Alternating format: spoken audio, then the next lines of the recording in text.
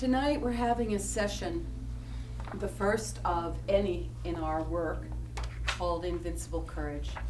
So you're going to hear some great stories, you're going to hear some tough stories. I'm a parable teacher, and I teach that way because that's how I learned. I learned by experience and reflective evaluation. Most of us do that to a certain degree. I do it by studying with great masters, both of this plane, not plane as in, but of this plane of existence, and also teachers of who are in the spirit world or in the higher realms of experience beyond the physical form. I have studied from the day that I can remember my own self-reflection. Anybody in here reflect upon themselves? Yes. Good. It's a great thing to do. And you know why? Invincible courage is something that upon reflection of ourselves we can go, oh, that was really brave of me. We can say, oh, I thought I had everything I wanted, and then darn it, when I hit that tennis ball the wrong way, it just drives me crazy. Not I want to learn how to improve it. When I look at my life and I say, honeymoon's in November, I'm not going anywhere because I don't have it. Marriage is in November, don't have any money for. You're creating in your life a reality based upon what you say. Trisha and Shoshana are both my business partners in the Invincibility series. It's the parent company of the Invincible Courage program that you're in tonight. So I just wanted you to give a little hand to them, because without them, I wouldn't be here. Thank you so much. Thank you so much. Every day, in every way, in every modality, whether it is your, I will sit so you can see me, whether it is your talk, whether it's what you watch, what you're listening to, what you're feeling and experiencing, you are taking in data that is deeply affecting you. Now, cut to the chase, if you come to my advanced studies down the road a couple of miles away,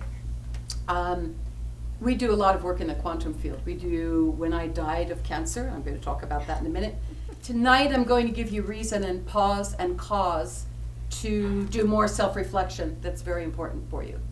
Why? Because I look at you and I can evaluate that you need to do more of this and you should do less of that and you should have more and less. No, I don't have that opinion of you.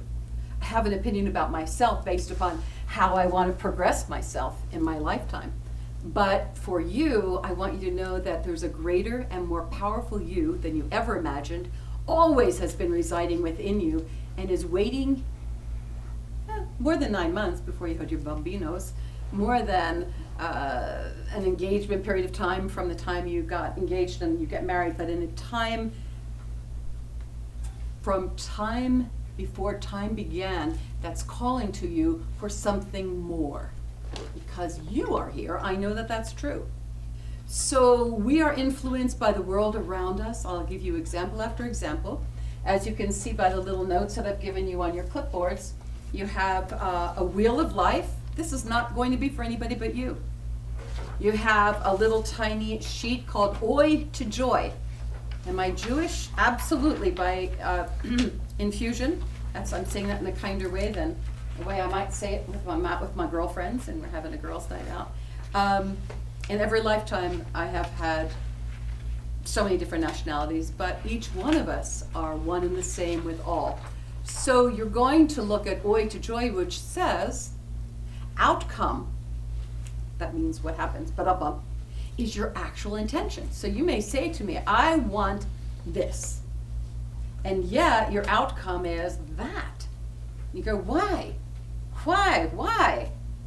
And the answer to why is there's a big power in it, and there's a gift that you're getting constantly from whatever that thing is. So I'm going to take you through a series of projects so that you can get inspired to go into the final part of this evening, which is a meditation in which you'll be taken into guided imagery, very quiet, beautiful breathing. This is not the advanced class that some of you have been to, where we travel consciously into the quantum field or the morphogenic field, but rather where you are present with divine presence and offering the things that we discover in our work part, these little sheets, that you're ready to give away.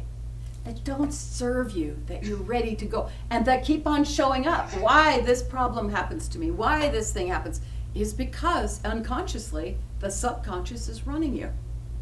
You know, do you ever notice that you're friends with somebody and you say, you know, I got diagnosed with that problem the other day and it is so hard to live through. Do you ever have that happen to you? All the time. And doesn't it just get worse and worse every day? If it's not one thing, it's another. If it's not one thing, it's your mother, right? What are we talking about here? We have, no offense to all the mothers, I am a mother of four-legged critters. Constantly that dialogue's going on. I used to be a bartender a million years ago, right before I became a millionaires for the first time. I was engaged to Dr. Suppeth, and I didn't have any money to pay his chiropractic bill before I was engaged to him, I should say. Very short time we were engaged before we were married. And while I was there, I listened to everybody's problems. I mixed their drink, whatever I did, served them a drink, because I couldn't walk because I had some problems with my knees that needed to be healed, which I have healed perfectly. And so every day the problems, and they just wanted to spew the problems. You can have a seat. Thank you for your great role playing. It took me 3 times to go through role playing with her because we train in our advanced courses to never say anything negative. Tell it when you're teaching. Tell it when you've got a healing session going on, and then leave it, because it's always planted and reproducing. We're going to take the seed, we're going to germinate it with our thoughts and our emotions, we're going to place it into the earth and then harvest it. So that's what's going on constantly. And how do I know that? You might want to understand that this woman that I was at my chiropractor's today, and this woman that we both know wrote on Facebook last night. Many of you may have seen it. Oh, we had another suicide in Ashland. This woman in town wrote on Facebook for so many of you to see. Oh, so many suicides, and now I don't think I'm going to commit suicide, but we read that and went, oh my goodness. And I don't want people telling me I'm right, and I don't want people telling me I'm wrong. This is a true story of just yesterday, and my chiropractor adjusting me today and telling me about this. I don't want anybody to tell me I'm right or wrong, said this Facebook woman. I just want people to listen to me. Well, she does need to go to your therapy. She does need to go have a group friend, but she needs to call a stop to it, because if she doesn't, she's just recreating it. I write her on text, instant message today on, say, young lady whose name I won't say, I'm here for you. And as I told the chiropractor, and I'm reminding her, I'm not here to talk story with you. That is important as long as it is. But as long as I've known you, you've denounced the world. She, on her Facebook page, hatred, rage, anger. How is it that she could think anything else other than suicide? That's what she's filling her mind with.